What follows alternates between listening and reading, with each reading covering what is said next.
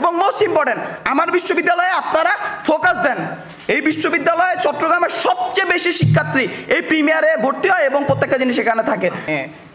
Private university আর public ইউনিভার্সিটির ভিতরে কিন্তু অনেক বড় একটা পার্থক্য আছে।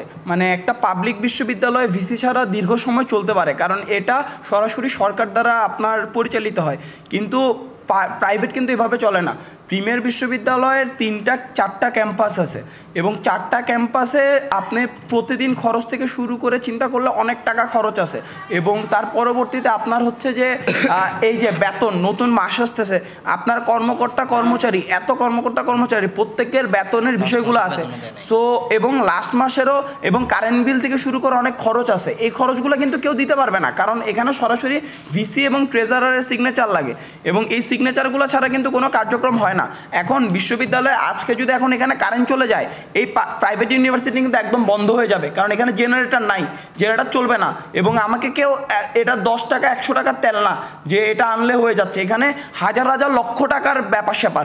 সো এখানের ভিতরে আমার তো অ্যাটলাস্ট 2 জন মানুষ খুবই গুরুত্বপূর্ণ, ভিসি আর ট্রেজারার। এই 2 জন মানুষকে ছাড়া আমার বিশ্ববিদ্যালয় বন্ধ হয়ে যাবে, এরকম একটা সিচুয়েশন।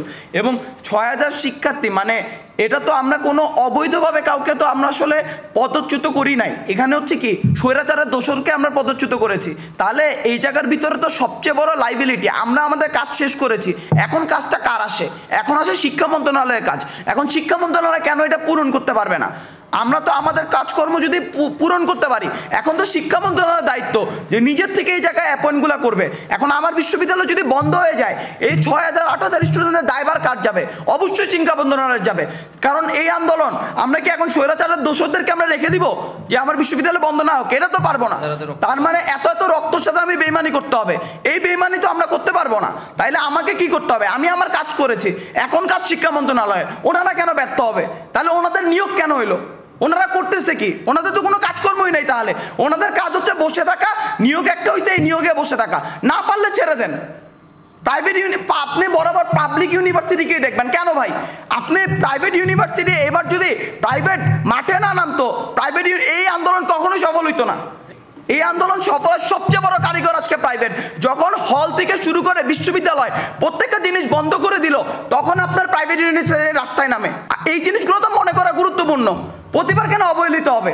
সো সেই জায়গা থেকে আলটিমেটাম বলতে ওনারা আমাদেরই মানুষ, আবারও বলতে চাই ওনারা আমাদেরই মানুষ, কিন্তু এইখানে সচিবালয় যে একটা আপনার মানে কি বলবো, একটা ফোরাম, এই ফোরামগুলো হচ্ছে কি এখনো স্বৈরাচারদের রয়ে গেছে। আমরা মন্ত্রীদেরকে, উপদেষ্টাদেরকে এটা বলবো, আপনারা এই সচিবালয়ে হাত দেন। সচিবালয়ের কারণে আপনাদের কথা শুনতে হইতেছে। এই জায়গায় হাত দেন, এই জায়গায় হাত দিয়ে জিনিসগুলো ঠিক করেন। এবং মোস্ট ইম্পর্টেন্ট আমার বিশ্ববিদ্যালয়ে আপনারা ফোকাস দেন। এই বিশ্ববিদ্যালয়ে চট্টগ্রামের সবচেয়ে বেশি শিক্ষার্থী এই প্রিমিয়ারে ভর্তি হয় এবং প্রত্যেকটা জিনিস এখানে থাকে। সো আলটিমেটাম বলতে আমাদের ঢাকায় টিমটা যাচ্ছে, আপনারা ওদেরকে সরাসরিভাবে কথা বলেন এবং 5 থেকে 6 দিন আপনারা টাইম নেন, বাট আপনারা বলেন, আপনারা নিয়োগ দেন না। নিয়োগ দেওয়ার পরও তো একটা মানুষ আসতে 5 দিন সময় লাগে। আগে নিয়োগটা দেন, কোনো আশ্বাস নাই, কোনো খোঁজ নাই।